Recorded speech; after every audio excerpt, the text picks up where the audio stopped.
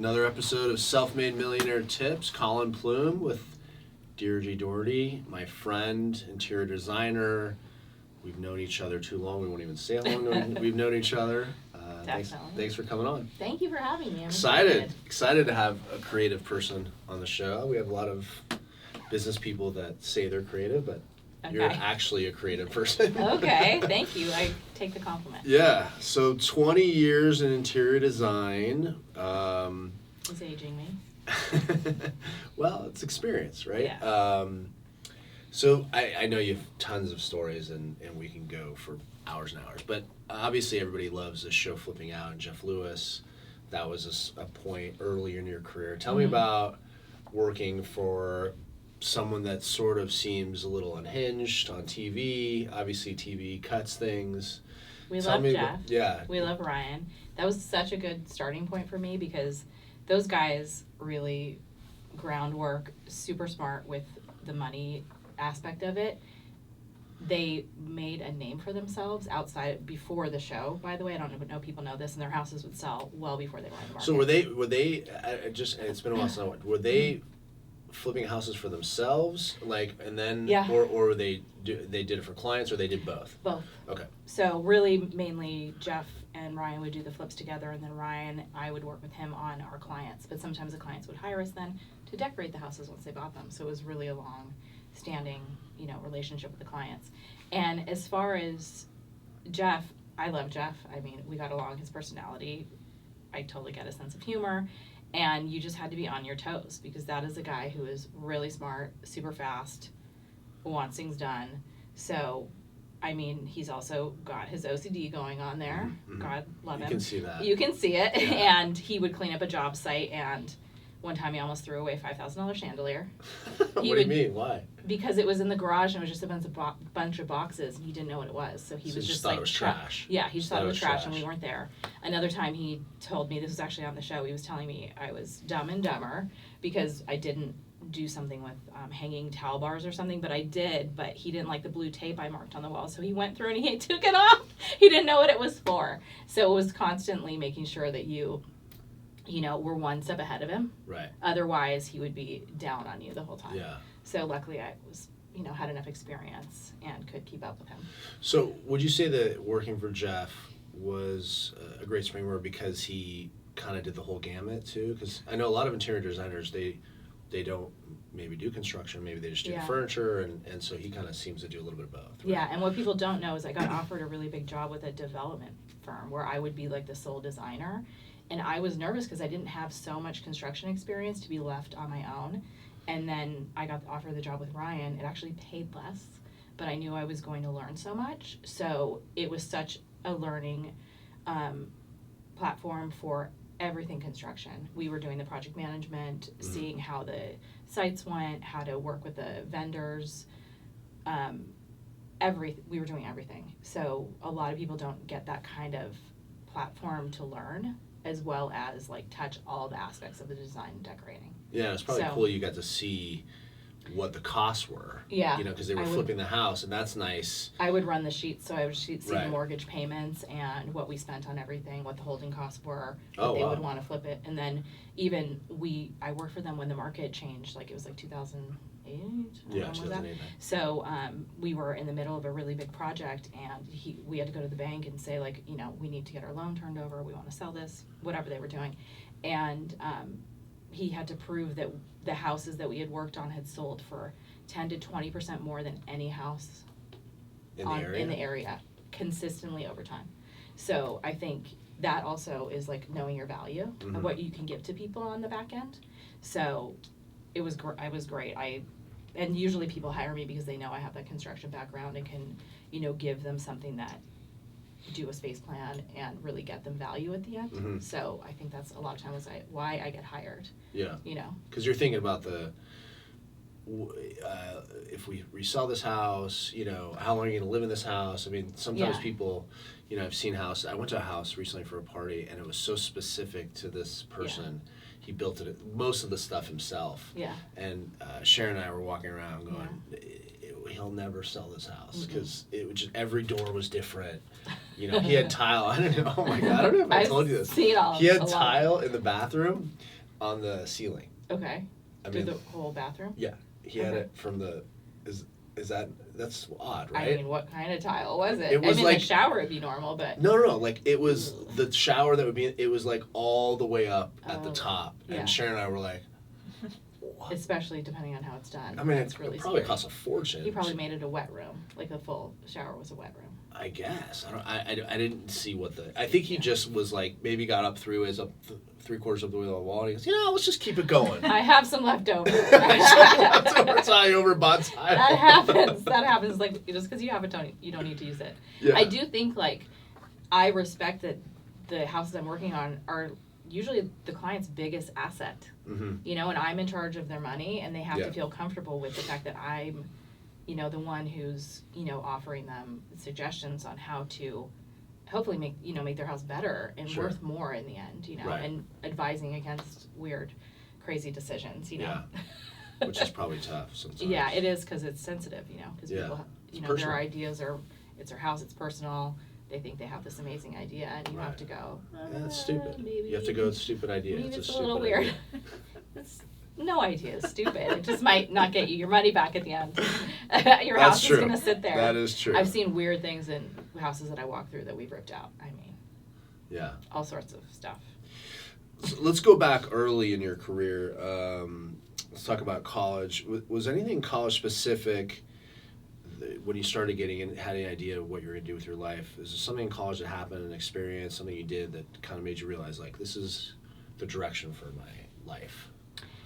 First, I went into advertising because I did not know what I wanted to do, and that was awful for me personally. Mm-hmm. So I don't know if I necessarily thought of myself as a creative person in this manner. And then I just liked decorating. I would decorate my own room. My dad was a contractor, so I was constantly moving things around. I would paint it.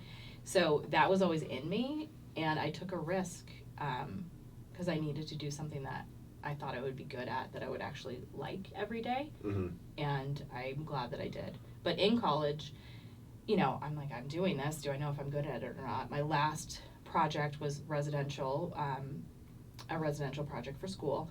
And the teacher gave us a project he was actually working on. We did not know it at the time, and we had to respace plan it, decorate it, do all the bedrooms, the whole. So he was an interior designer, and he gave you the actual project that he was gonna do. We didn't know that it was a space plan he was actually working on himself. And when I presented it, he pulled me aside and he said, "You did the exact space plan I did. Wow. That is actually happening." And I was like, "Oh, I might be okay with this." And he'd 30 years experience, and we could do anything to the house that we wanted. Demo there was no budget in mind, but I did I flipped a staircase around anyway. So that made me, okay, maybe I know what I'm doing. I got bad news. He actually wasn't going to do that, but he stole your idea. Maybe, I was going to think, free. And he wanted it. Free concept. Right, yeah. He got a if the class didn't last like 4 months, I would say You would have believed that? Yeah, the client was definitely waiting for a long time then. How did your early clients encourage you to go out on I know you worked for Jeff and some other people. How did it happen that you went on your own? Did someone talk to you? Did you just know? Or, obviously it's scary, right? It's scary, and obviously I was like even pushed into it for like a million factors, because my boss at the time left to go live in another country, and I was left there with running all the jobs. What do you mean? He just took off? Kind of, yeah. Okay. And then when he came back, he didn't live in Los Angeles any longer, so he was already gone.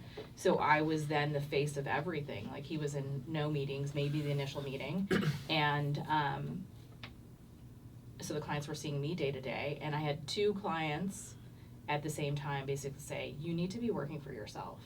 You do a great job. You would be making way more money if you worked on your own." And I just never even thought that I wanted to do that. Mm-hmm. And then I had someone ask me to do something on the side, and they found out about it, and they did not like it. Mm. So I ended up having to go out on my own. And then I didn't contact any client at all, at super bad form, right? And then one of them called me, and he said, "You made my house, and I want you to work on it." Mm. So I said, "You need to tell them that I didn't approach you, right. In good standing. And then that was my first project on my own, was to finish up his project, and I worked for him for a really long time. And I'm still friends with him, just went and met him for lunch the other day. And that was your first project on your own? That was my first project on my that's own. amazing. And then the other client that told me to go on my own called me a year and a half later and were like, we didn't know if you had a, non-compete or whatever. And then another one Googled me 4 years later to find, so they all kind of came back to me because I was really the one doing the day-to-day. So I think if someone who has experience and is obviously a successful professional on their end are telling you to do something, you might want to listen to it, like if they have the faith that you can do it. So I think that gave me also, encouragement to go off on my own. Were you, obviously getting clients is like, the first step. Like when you're going out on your own, maybe you have a few clients, when's the next job coming? How do you get clients? How does it, where are they coming from? Yeah. I mean, obviously back then and today it's different, I'm sure. Yeah. 99% of my clients are word of mouth and referrals, and also second, third, fourth projects I worked on with the clients, buying new houses, remodeling. So that has kind of always been easy for me, just because if you do a good job and the person trusts you, it's a really arduous process with a designer. There's it's a lot of money you're going through, so you really have to create a relationship. Second project is always easier because you know each other. So if they did get along, they usually come back. And then outside of referral, oddly enough, Pinterest.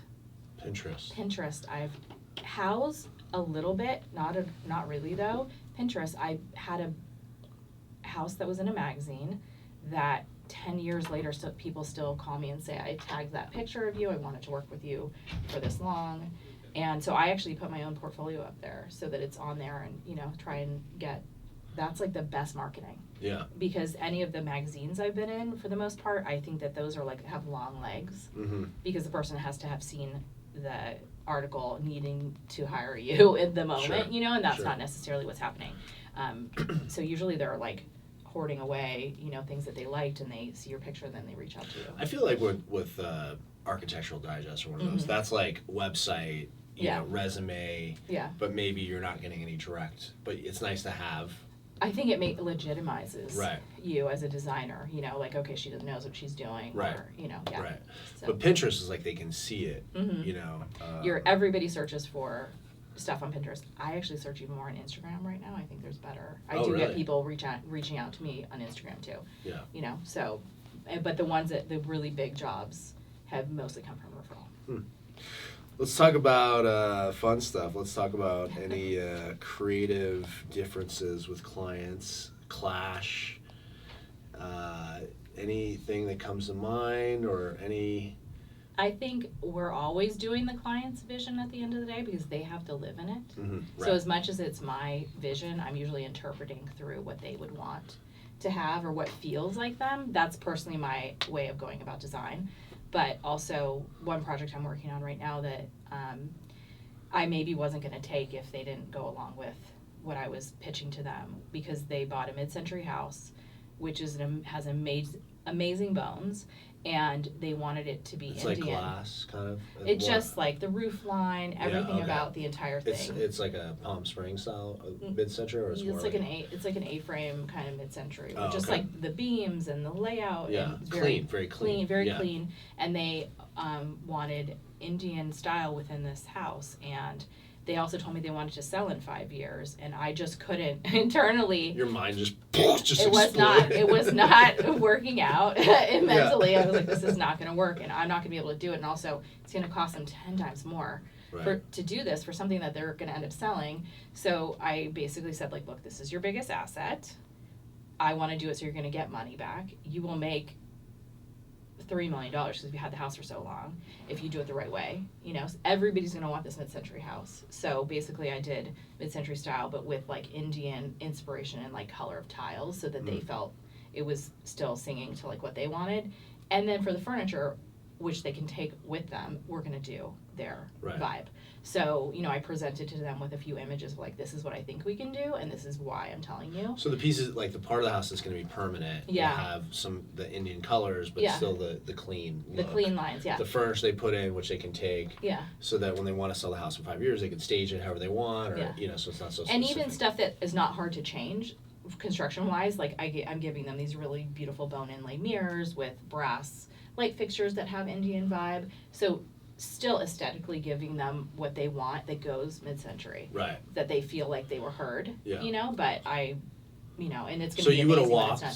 You would have walked. I would not have been able to do it. Oh. I just think for what they thought they were going to be able to spend, it just would have been, the house did not want it. And that's a lot of like, sometimes you're fighting like, Yeah. what does the house want to be? Sure. And like, how long is this going to take? There's so many Yeah. factors that I'm thinking about, you know, and I wouldn't have been able Well, to because do you it. had to put your name on it too. That's Yeah. another thing. It's like, Yeah. and if they try to sell it in 5 years, they probably come back and say, What did you do? What'd you do? Yeah. Such bad advice. Yeah. But even like little things, like there's, you know, concrete block that has, you know, kind of like fretwork on it I'm like, that can be Indian Mhm. vibe. Like if we do the right kind of pattern in the concrete to give them what they want, that still is going to sell Is at this the end of the day. what kind of budget is this kind of house? That's another thing, because I said, look, this is a $500,000 remodel, and everybody's mind goes, what? I'm like, okay, you need a new How one. many square feet is the And house? I did a 3,500, Oh, like wow. standard. It's 5 bedrooms, and I think that's like, I did a budget construction with my best guess of why I was giving them this number, and I said, look, construction numbers right now are crazy. Yeah. I really don't even want to put anything to this, but I can tell you your roof is going to be, you know, X amount of, it Yeah. needs to be replaced, it's leaking. That's probably $30,000 right there. I know. easily. I didn't want to say it out loud, but yeah. I'm like, and Oh, then we're you talking just say, numbers, you yeah. just say 30,000. You know, Yeah. you're doing 4 bathrooms. You're doing all new wood floors and 3,200 square feet. That's Yeah. 15,000. This Yeah. is trying to, Yeah, yeah. like, you get there pretty fast before you even put in furniture. yeah. And then it's like door handles, doors, Yeah. doors and windows. I'm like, these are going to be, you know, 30. What are we getting? So every Right. number was huge, you know. So they realized at the end also that they couldn't buy a house for anywhere near as much like they could take money out, you know, to pay for the remodel. And also they went looking, and they're like, we'll never find anything that's not $4 or $5 million Mhm. for like what we have here with our view, with our everything. So, you know, it all worked out. So I think that was and it gained trust between Yeah. them and I, that I wasn't just like gonna run with whatever they were telling me. So, because they are creative people as well. Oh, okay. So they were able to like, we trust that you're gonna do this. Yeah, and I think part of your job too is to, you know, talk people out of problems and help Yeah. them avoid future, because Yeah. you've seen people living in a house for 5 and 10. You've seen stuff you've done, and you go, oh, they went with what I like, and now Yeah. they're happy, and you know, they can Yeah. see the effect. And things evolve over time, and then people are like, okay, this isn't working for our family now. We want to remodel it a little bit. Mm. Maybe they're adding on to fit in their living room. You know, What's the most personal project aside from your house, besides my house? someone that I've known for a very long time, Yeah. who trusted in Yeah, me. and don't As long screw- as I gave them the don't right screw up. TVs, yeah. TVs everywhere. TVs That's everywhere. number one rule. Is to put a TV everywhere I turn, and then I want to watch Big TVs. sports. Yeah, I want sports everywhere. 80 inches or more. Yeah. No, what's your most personal? For my own house. Your house. Yeah, which I recently bought and remodeled, and it was kind of up all night passion project. Got in 2 months, which is like unheard of because of how we did it. And honestly, it was difficult on many levels, but so easy because I was really into, you know, the whole thing. And people are like, take all the walls down. And I'm like, no, this is a little tiny bungalow. If I take all these walls down, A, I have no more storage because the house is small, and B, it loses all the charm. So Yeah. I did really simple. So you didn't like blow out the kitchen or anything like that? I remodeled the entire kitchen, but I just opened up the doorway into the kitchen. You didn't like to like knock 4 down feet. the wall to make. A lot of people do that. No, it already kind of had that going on. Yeah. But I just made all the doorways wider into the spaces. This is why I bought it. It was like semi-hoarder paradise, and nobody was like, why are you buying this? I'm like, because the layout is the perfect use of the small space. Mm-hmm. I could feel it. I changed the closets. Yeah. My real estate, I changed the floors and paint, and like, it was all tiny aesthetic things that I knew I could do fast and would make a huge difference. Yeah. So that was what I put my time and energy into. So you turn the hoarder house into the dream house. Cute little bungalow. Yeah. Yeah. But it's not a tiny home. No, it's not a tiny. It's 750 square feet. That's a tiny close. home. It's close. But it's not a tiny home. What is it? 600, I think is. Is it considered a tiny home? Yeah, below 600 is a. But it doesn't feel small in the way that I have it laid out because I made such good use of the space. And the reason why I bought it is because it has an addition to the garage that was already permitted. I made sure when I went. So there's an ADU? There's an they call it a rec. It's like a storage space right now because it doesn't have a bathroom, so it's not. Yeah. But I'm permitting it to be a full ADU, which that's the biggest thing because people don't. It's way in the back of the property. The property size is like 6,000 square feet, so it's not like small. But it's going to cost $20,000 to $30,000 to get the sewer line back there. Oh, for the So plumbing. Yeah. that is the biggest thing because the structure is there. It's all the city approved it, has windows already. So I went in knowing that I could make money off of it. So are you gonna rent it out? I have two plans. I'm working with the city right now, see what they're gonna approve. One is to make half of it my office back there. That's gonna happen no matter what, and the other is to take over the full portion of the garage and make it a rental. Yeah, because I can pay half my mortgage for that. Absolutely. Because I'm near the studios and everybody would want to rent it. Yeah. So like short-term rental. Oh, okay. So like studio people, maybe some traveling nurses. I don't really want to be a landlord. Got it. Okay. Can you see me as a lord of The the land? What is it? Probably. Is a lady of the land. Lady of the land. Yeah. Yeah. Lady of the manor. Yeah, but the backyard's big enough that I can give them their own situation with a yard, and they don't have to like come anywhere near my property. Yeah. And anywhere near you. Basically. No, basically we don't want that. My dog can't. We don't want them anywhere near anyone. But I bought it for like a long flip, they would say. It's not like a fast flip, but like hold it for a couple of years, not have to pay the. Oh, This is how I know interior designers that have made money that I've watched in their career. Great, sure on their projects, always on their personal homes. Okay. They buy something. They work on it, and then they flip it. And while they're doing other stuff, and they Yeah. just keep kind of what Jeff does. Yeah, because we have our own resources. You don't have to pay for us to give the best idea. We know how to cut the corners of, which is what we're giving to other people. But it's our finally giving back to ourselves what we can actually do. It is our greatest asset. Yeah. Our brain and our Absolutely. creativity. Yeah, and those the right flips, that look great. Yeah. That's where you get the big the big sellout. And I did talk to my real estate agent before, and she's like, no house in this area was going to look like what you do because people just do it so basic. Mm-hmm. So hopefully I'll get big money, a lot of bids. Money. Yeah, exactly. I wish I bought one a lot earlier than I did, but that just was, not even knowing and not trusting, I guess, and I should have maybe had the conversation. So if you were out there and you think you can't buy a house, you probably can. And it's scary, but the first thing you should do is get pre-approved and see what the heck they will give you. Yeah. Because you might be surprised. I think right now the banks are hungry to the market's tough, and I've heard some people say that they're actually surprised that the rates that they're seeing it's much lower. Oh, the banks have some flexibility. Uh-huh. And so I've had some friends that have gotten some pretty amazing deals in the market. And I also think people are worried I think you need to be really visible with your financial stuff like that and look at it and say, okay, maybe I can't get it yet, and then be able to take the steps towards, but you at least have a concept of what they might give you. If you have a good, yeah.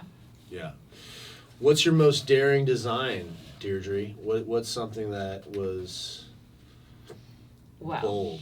What was a bold move? I made a couple bold moves with a client who I had worked with for a long time. So they trusted me and a little too much. No, just kidding. But they went out of town. I showed them, here's a marble, and then I want to use this cool pewter material, and our cabinet's going to be walnut. I did show them a drawing along the way, but they were not there. It was an addition to the house, the bathroom, and I made a really bold geometric pattern design with the tile. I went to go see it being installed, and I was like, oh my God, I think I want to rip this out. I would have paid $50,000. But it was halfway through? It was halfway done. Which is, we talked about. You never look. You have got to. You never look halfway. That's what you always told me. You don't look at anything halfway. That's what we always talked about. Whenever we look at our house. I gave you that advice. You don't remember that? You told me that advice. Probably. You told me that advice. You said, do not look at, because until everything's in and the tchotchkes and it's gonna and feel all, you're it's never not gonna feel see right. the full Yeah, vision. right. There's a designer, and her famous quote is, "Don't take the paintbrush out of my hand while I'm painting your picture." Right. Because it's the reality. Like, I'm halfway done, but I called a friend and he was like, "If you are nervous about it, I'm gonna tell you it's probably the best thing you've ever done, because you're not being safe, and there's something in there that's probably amazing."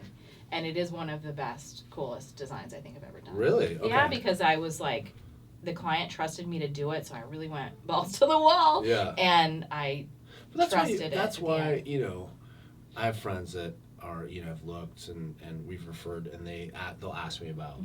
And I said, you're hiring, you could probably put furniture, you could put things on the wall, you could do. Yeah. But you want someone that's in the market, seeing everything, has an eye, and that they're gonna push you. You got to get pushed. Yeah. And I remember there was in our dining room, there's what's it called? That crazy. The crazy one. and the ceiling design. The ceiling design. Somebody really went for it. Yeah. And then you had this design to go, and I was like, I just thought it was so. Over the top, the chandelier. Yeah. Remember, we had it needed to take away from that crazy ceiling. Because it's like a star. It's shooting. Sea urchin, it's a sea urchin. And I remember telling you, I don't know about this. And then you said, and then we just said, well, this is why we went with Deirdre, because she's gonna put. And now people come in and they the table's beautiful and clean. Yeah. But you have this kind of art piece. Yeah. And so that's the point. And I mimicked the wallpaper with there was flow in there. Oh, with the shapes. Obviously, it's emotional. Have you had what happens? Like, have you had some personal experiences where someone's going through some trauma, or like something's happened and it's sort of opened them up to go through this creative process with you? Yeah, I do think, sometimes you're walking into something and it's, landmines everywhere of, their personal people, stuff. Their personal stuff. Maybe they just had a loss in the family. They're getting divorced. They've never done this before. It's a lot of money for them. And maybe the way they were living, maybe they were in a depression. And you can feel all of that in the house. Right. And that's why, you kind of have to start fresh and get rid of everything. But I have had people write me thank you letters. I had a woman one time, we presented her house to her after she just had a baby, and she went through this whole trauma. She had Bell's palsy after. She's crying, coming through it, because she was like, I can't believe I get to live here and be calm.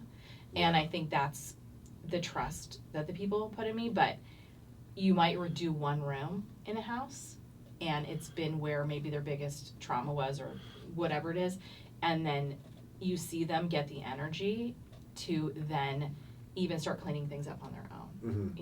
So sometimes I come in and I have to say, you don't need me, you need someone to feng shui.